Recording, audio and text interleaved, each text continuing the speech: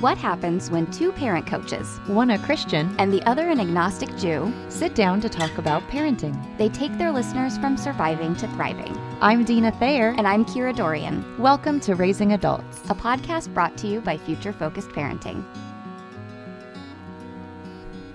Hi, everyone, and welcome to the Laundry Room. Kira and Deana here with another episode of Raising Adults. And if you're new, welcome, especially to you, new listener. Welcome to the Laundry Room. Yes, that's literal. Like, we're here next to a washer and dryer getting ready to share some parenting wisdom with you.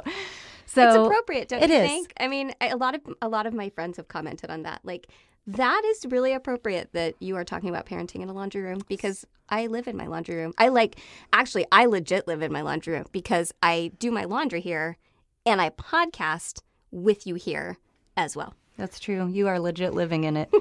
And the other thing is, so much of motherhood happens here. I mean, cleaning clothes is something that happens all the time. And there's so many great metaphors because we talk about airing our dirty laundry when we tell you funny stories and, you know, having to get things cleaned up and tidy with relationships or conflict or anything. I mean, there's so many. And how we talk all the time, like, it's not just one conversation, it's a series. It's the same thing. It's like, I don't just wash it once, I wash it over and over again. The answering listener questions, the spin cycle, right? It's amazing metaphor. Yeah, it is. So welcome, and we're glad to be back with you once again and discussing today, taking actually a deeper dive into something we actually talk about every time. So I want to get to that in a moment, but I also just want to remind all of you, great friends, remember that you are our marketing team. So please, if you are enjoying what you're hearing and you're downloading, take that moment to subscribe to our podcast. We're available on all major podcast platforms. Go ahead and subscribe. We'd so love to have you as a subscriber. And if you haven't done so already, or you're a newer listener hopping on the train, then we'd love if you'd rate our podcast or leave us a kind review. We really appreciate those, and those definitely help our relevance in the podcast world. So we're always thankful for those. Yeah, and if you haven't followed us on Facebook or Instagram, we are at Future Focused Parenting. And I'm going to tell you, we're very active now. We've gone live multiple times. Yes. There are pictures on there now. It's all very exciting. So do follow us at Future Focused Parenting. Yeah, it's getting busy over there on our social media pages. So come and join in. So as I hinted at, we're talking today about something we actually touch on every single episode. And that is, those of you who've been listening for a while will know, we always start off, Kira and I, with describing our why for whatever topic we're discussing, whether it's sibling relationships or screen time or chores or manners. And so we always start with, hey, here's why this was important to me or why I chose to do things the way I did. And today we're going to take the whole episode to discuss why. And what does it even mean to find your intention around parenting? And then how do you go about doing that? And what does that look like? Yeah, and I think, you know, we talk about it every week, talking about our why behind our how, but it's so important for us to share with you what that actually looks like, because sometimes you don't even know your why. And the bottom line is, if you don't know your why, it's so much harder to make great parenting choices because you're not even sure why you're making them. And especially when parenting gets hard, having that strong why, it can just keep you going. Jillian Michaels from The Biggest Loser says, if you have a strong enough why, you can tolerate just about any how. And we totally agree. So I am excited to dive into this one because I think it's almost like I can't believe we haven't talked about this. And, you know, we recently released these online courses. So if you're new and you haven't heard about them, do check out our shop page. We've got them. They're short. They're really reasonably priced, and they just take such a good look at all the different things that we like to talk about and share with our coaching clients. But we start off our fundamentals program with this idea of figure out your why. Like, before you do anything else, you got to understand why you're doing what you're doing. So I think it's great that we're going to look at that today. Yeah, it truly is the jumping off point. You can't do anything else, or at least not do it well, without knowing your why. And I love that you brought up when it gets hard, because I think also if you have a strong why, it's something to come back to keep going. If you feel like, well, this is the 37th time I've asked my toddler not to touch the coasters, or I'm breaking up yet another sibling fight. I didn't think I was wearing a black and white striped shirt. Why am I a referee? Like, what's happening? And you can just get tired, and it can be easy to feel like, I just want to wave the white flag of surrender today and not keep going. And the why is what helps us keep going, because we're seeing the end. And you know, any of you who've listened to us even a few times know Kira and I are all about start with the end in mind. Stop raising kids, start raising adults. Think about who's the grown-up that you want to see at the end of this long journey. And when you think about that, it becomes much more worth it to deal with yet another squabble over not sharing. Yeah, absolutely. I think, yeah. Or whatever it might be. That was just what came to mind. I thought you stole my toy truck. That's what haunts Deana, is the squabbles over not sharing. No, it's true. And I think, another thing that Deana and I talk a lot about when we're public speaking, but I don't know that we've talked as much about it on the show, is the idea of proactive parenting, right? And not always doing what is easiest or most expedient, but really, really leaning into what's best. Mm-hmm. And I mean, we touch on that with every topic, but I feel like that core idea of being proactive, being intentional, and really thinking about what is best long term, it all comes back to that why. Because when you're in a hard moment and you're like, all I really want to do is say yes to jelly beans at 6 o'clock in the morning because it will just get you to stop whining, complaining, whatever, it can be really challenging to stand your ground and you just want to do what's easy. You just want to fix the problem as quickly as you can. But the bottom line is that when you have a strong why, whether it's about health or nutrition or even just, I need to really show who's in charge, and I need to let my little person know that I'm the grown-up in this situation. And grown-ups, no, we don't eat jelly beans at 6 in the morning or whatever it is. That is coming back to doing what's best and that long-range thinking of raising an adult. So if I say yes to jelly beans at 6 o'clock in the morning, what is my adult going to think is acceptable, healthy eating when they are grown? And so that long-range thinking can be really hard without the why. So holding on to that why, whatever it is. Yeah, you're right. If you're going to be proactive and try and be preventative and not just treat a problem when it crops up, but try to prevent problems from cropping up, this is the absolute foundation for that. I mean, it's the jumping off point for all of those other things. I'm not going to have the presence of mind to do what's best in the middle of the night when someone's tugging at me for the 4th glass of water if I haven't thought about, okay, the way that I respond to my children's needs comes from my value of compassion or whatever it is. When you can come back to that why, it helps you. I think it doesn't ever necessarily become easy to do what's best, but I think it does become easier. And I think that's an important distinction. We're not sitting here saying, oh, we're floating through parenting. It's a breeze. But what we are saying... No, we are not. But what we are saying is because we're intentional, it can minimize the confusion around, okay, do I do what's best or not? Oh, absolutely, I do. Well, and I think that's exactly it. When you minimize the confusion, the clarity around what needs to be done, even if it's a harder choice, it's clear. And that helps because I know when I'm working with clients, the thing I hear the most often is, I don't know what to do. Mm-hmm. And I think that when you have a strong why, it just becomes clearer. It does. What needs to be done because you understand why. Thanks for saying it needs to be done because it isn't always what we want. No.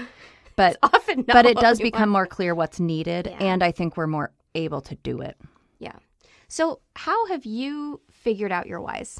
Because I know, you're such an intentional person anyway, and I know just from sort of off mic things we've talked about that you actually do have a almost a system to how you came to your whys around parenting, your ultimate why, and then all the little whys underneath it. Yeah, and a lot of it, to be fair, really did come from my faith background. Sure. I think that's essential, and it's kind of provided a framework for me to operate from because I care about that in terms of my integrity and wanting to honor God in my life and in my parenting. That definitely informed it. But I think this bigger how did I get there came twofold. And number one, it was understanding what my values are, which we have done an episode on that, thankfully.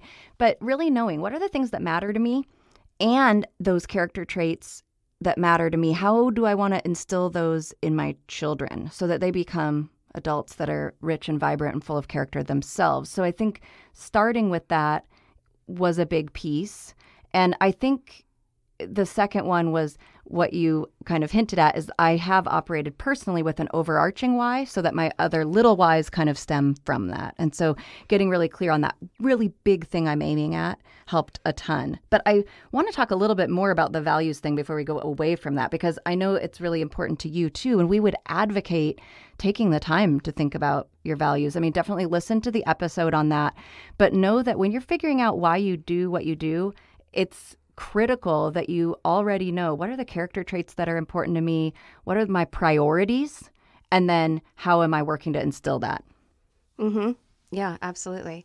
I mean, I think for me, so much of my whys came from my work in mental health, because I worked with kids a lot, and I worked with adults, and all adults were children once. They sure were. And oftentimes what we were working on stemmed from their childhood. And so I got this really interesting insight into, I guess in my opinion, or my professional opinion, what a healthy family looks like.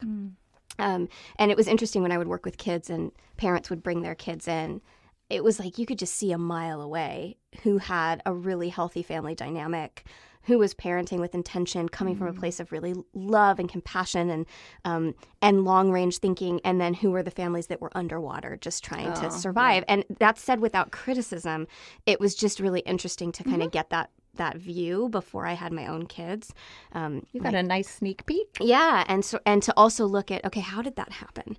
And what does this family need? And oftentimes when I was working with kids, half the time parents don't realize it, but you're really working with them too, right? You're trying to get them to have more understanding or patience or grace for their child who's struggling with a phobia or a habit that they don't understand or whatever it is. And looking at their own issues and their values. Like, clearly this is something that's important in your family and your child's not matching that, and that's really hard and uncomfortable, and et cetera, et cetera. So I think for us it was a lot around that. Like, I so want them to be mentally healthy, well, stable, happy. And so I wanted to provide a home life that was going to most likely give that to them. And this is what I just saw time and time again. The kids who were the most well-adjusted, the most able to change, the most able to take the work and run with it and talk to their parents and collaborate with their parents just came from homes where there really was this kind of system in place. And so it made me want to lean into that. I'm a little jealous because you got to see and experience all these different things and go, I will choose that. I will make sure to avoid that. It's like being at a buffet. I mean, it was awesome. It was a little bit. So yeah, that's amazing to have that background that you already brought to the table of getting a sample of what does the healthy family model look like and the healthy family unit. And then what can you hopefully replicate in your own family, and to get to see it before you had kids, even better. Well, but it's interesting because in some ways I think doing that work made me a better parent for sure, but it's also just it has its challenges because there are moments where I'm a human being and my human beingness makes me want to do something that I know isn't what's best. And, whether that's, losing my cool or using a word I wish, I used the word selfish the other day with one of my kids. And I thought about it and I was like, that is just not how I want to express what I was trying to say. And for me, because I'm so future focused, because all of the work I did was the end, right? So I could kind of see when this happens back here, this is the adult that they turn into. Uh-oh.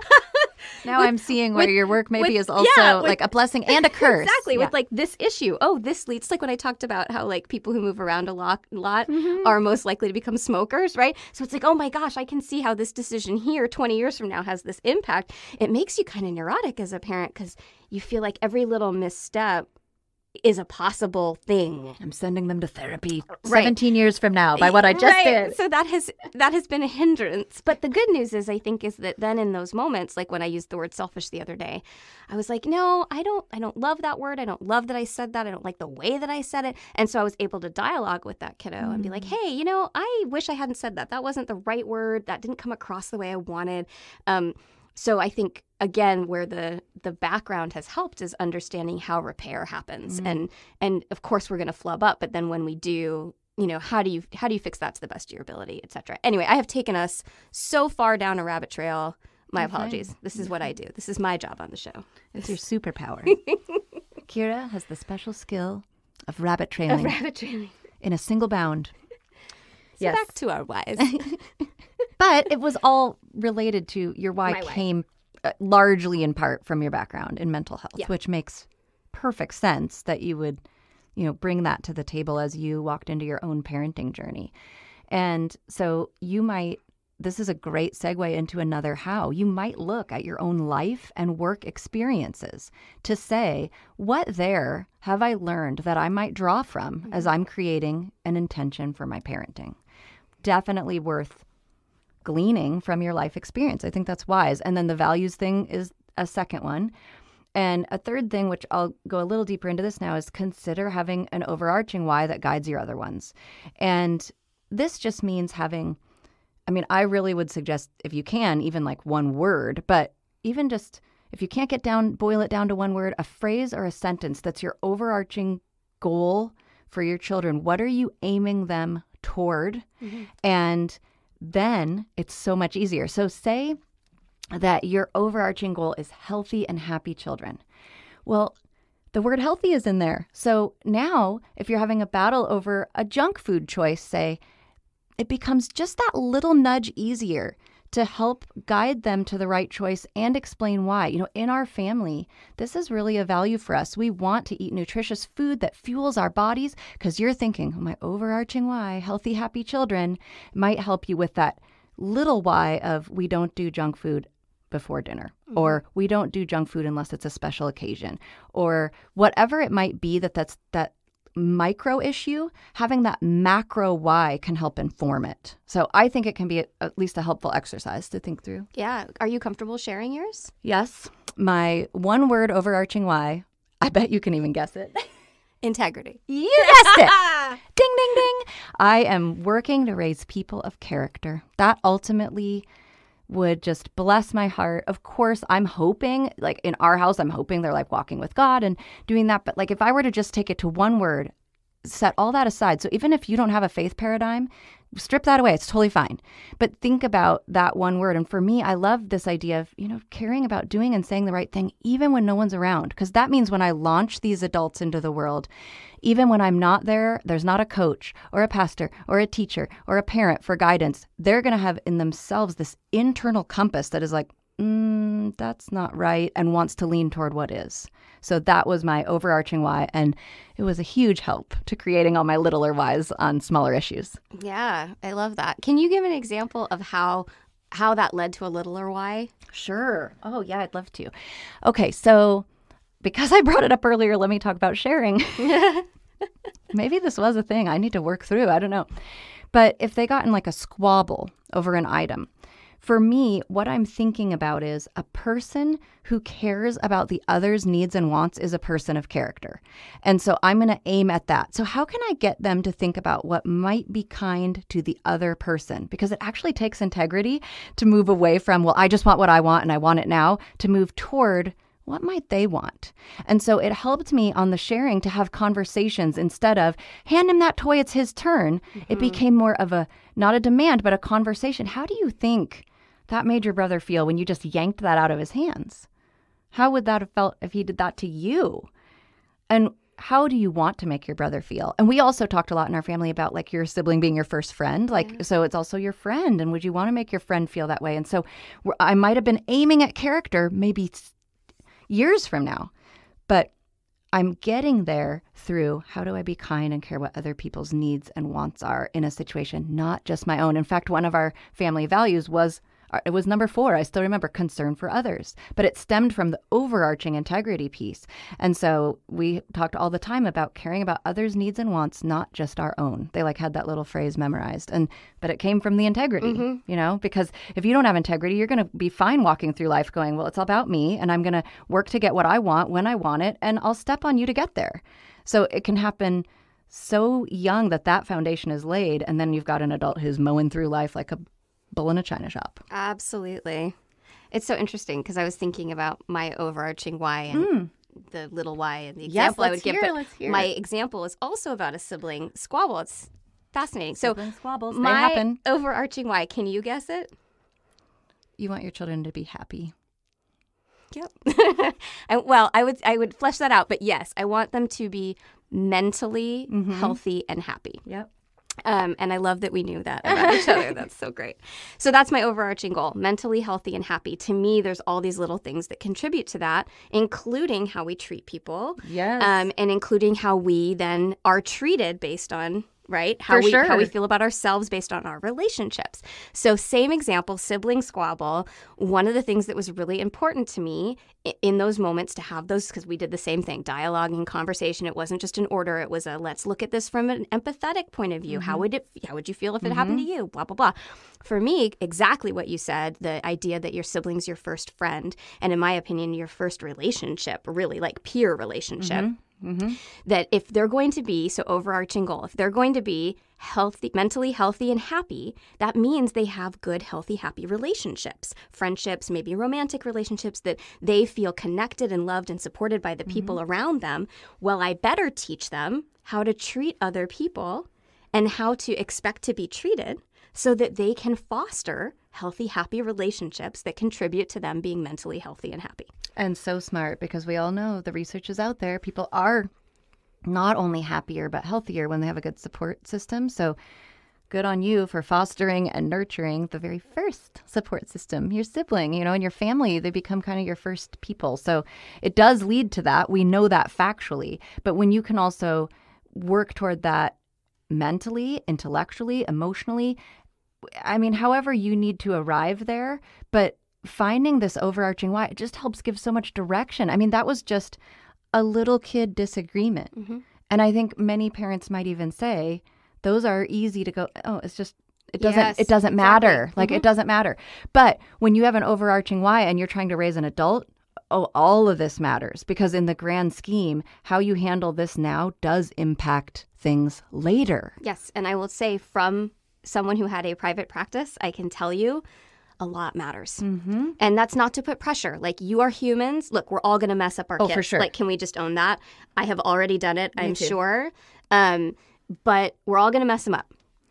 But we want to minimize that as best we can. And I think that it's important that we lean toward it matters. It matters more often than it doesn't matter. And so assume that it matters and parent with that strong why, because it probably does. Yeah. And I think a good way that I helped myself with this, because I can lean toward, and some of you might be in this same boat where this could even start to feel like pressure. Like, oh, Everything needs a why. Yeah, like I lean toward majoring in the minors. I could get too hung up in the details and get wrapped around the axle. That would be a tendency for me. So if you can honestly answer the question, if I don't teach fill in the blank right now, will it matter in 5 years? And you can honestly answer that with a no, then maybe it is one of those things that doesn't matter. But if I were to think, if I don't teach sharing and cooperative play right now, is that going to matter in 5 years? Oh, absolutely. And it becomes worth it to intervene appropriately and help out. And coming back to my overarching why, also raising people of character. So I think this just is, it's so foundational. And I love that you said lean toward it matters. It doesn't mean every single thing. There are going to be things that like, I'm not going to pick that. And that's totally fine. And of course, that will be different for each of you. Which things are worth it and which ones are the ones you're going to let that particular thing go. But that's why you need the why. I agree. Because we also want you to have clarity around what you can let go, right? There are going to be things that just don't matter to you. And that's okay. Everyone has things within parenting that they're like, I'm not that worried about that. And that's great, because when you have an overarching why, it allows you to get really clear on, actually, that thing doesn't matter. So I'm going to enjoy letting that go, because I'm pretty sure I've got another thing coming down the pipeline that I'm going to have to lean into. I've literally had this happen. So I'll just give a few practical examples. One is hair. Kids almost universally go through some time of wanting to do wild things to their hair. And I was able to go, does that impact their character? Are they going to not be able to be a person of integrity if their hair is blue or short or long or spiked or blah, blah, fill in the whatever? And I was like, nope. So I don't personally pick that. And we had it recently, the same thing. My daughter just got a tattoo. And again, I'm like, writing on her arm does not make her not a good person. So it informed me also what was worth going, yeah, not a big deal on that one. And so you'll love it, because it gives clarity both ways to what to give appropriate attention to and what to maybe give less attention to, and free up your time. Right. And then from a kid's perspective, they feel like, well, mom isn't on top of everything, right? She doesn't expect everything to be just it takes away the controlling piece, right? You're not being controlling. You're looking at what matters to us and our family, what do I want to impart to you, and what, like your hair, do I actually just not give about? I haven't sworn on the podcast in a long time. I'm going to keep it that way, but doing amazing. I have. Thank you. But that idea that it then gives some push-pull to there's things that they just get to be in charge of because it's not going to connect to the values. Or it does connect to your value. Maybe you value independence. And this is actually an opportunity to lean in and be like, you know what? That's your body. You get to decide. And what an awesome opportunity to do it that way in a positive way that isn't like a redirection or a criticism or whatever. And then they're just enjoying, wow, I've been trusted with this particular freedom or privilege or whatever. And that's really nice too. And it helps to avoid breeding resentment and all of that. So it can be really lovely. And so going back to that like jelly bean example, it might be that you decide that actually I don't care about jelly beans at 6 o'clock in the morning. And that is totally okay. This is the beautiful thing about having your own values and your own why is there isn't a right or wrong way. And we would agree, right? We don't actually care how you do this. This has to match you. This has to match who you are as a family. And it's not going to look like mine. Even Deana's and I are different But when you look at the jelly bean example and you talked about, in 5 years, is it going to matter? Maybe the jelly beans don't matter in terms of health and nutrition. But they might matter in terms of who's in charge. And so you may want to decide that actually it's really important that my kids know that when I say no, I mean no. And so this is a moment where what I'm choosing is to be the grown-up and to say, you're the kid and I've said no and we need to respect what mom has said. Even if the jelly beans themselves don't matter. Yeah, and that's such a good key point is that your why can also help you understand when maybe the little micro issue at hand isn't a very big deal, but the undertone underneath the micro issue is important. And so it might be really helpful with those layers of complexity to say, but in my why, if I'm aiming at mentally healthy and happy, part of that is they are going to deal with bosses, teachers. They're going to deal with authority all their life. So how do I be that gentle but firm leader and teach them that, even though to me the jelly beans aren't a big deal, but them respecting that my word means what it says really is a big deal. And I think that's a really key point. So I'm thankful you brought that up. We were talking about this a little earlier when we were working, but I love that I just barf out things and Deana makes them into a succinct sentence that makes sense. It's really great because honestly, you'd have a very, very short show if Deana was the only host. But I appreciate that you can just take Here's your pithy saying and your acronym. Have a great day. like a 5-minute show. But I really appreciate that you can take what I say and make it so much more articulate. Thank you for that. So listener, I hope that was helpful and that you can really look as we're coming into 2020. It's February now, looking at what's my why? What's that overarching why that guides our family that I can keep coming back to? And then how does that lead to other little whys along the way? So we hope that you can take a look at that. If you have a parenting partner, that you guys can sit down together and look at that, give some thought to what really matters to you, and let that guide you in 2020. Yeah, it's so helpful. And I hope that if you've been a newer listener, this is a great foundation. Now you'll understand why you always hear us talking about our why. But if you've been listening for a while, you might have even been wondering, well, yeah, great, guys, but how in the world do you do that? So hopefully it was helpful to really get some nuts and bolts around coming to a place of intention. How do you get there? What do you draw from? And we are just thrilled to tell you that if this was helpful to you, there is a whole course. A whole online course for you. And actually we build a word, of course, right? The word future. And the very first letter, F, is figure out your why. And so that's why we wanted to talk about this today, because it's truly fundamental to not only the future-focused parenting philosophy, but just how important intentional, proactive parenting is. This intention is huge for that. So definitely check those out. You can find them on our shop page, futurefocusedparenting.com/shop. And there's other resources there as well. But I just wanted to highlight that one because it includes what we talked about today. And that's the Fundamentals program. And all of our courses are short. I think the Fundamentals program is just over an hour. Yeah. So super easy. And you can watch it or you can listen to it. We have an audio version of it as well because some people prefer to listen to it kind of like a podcast. Right.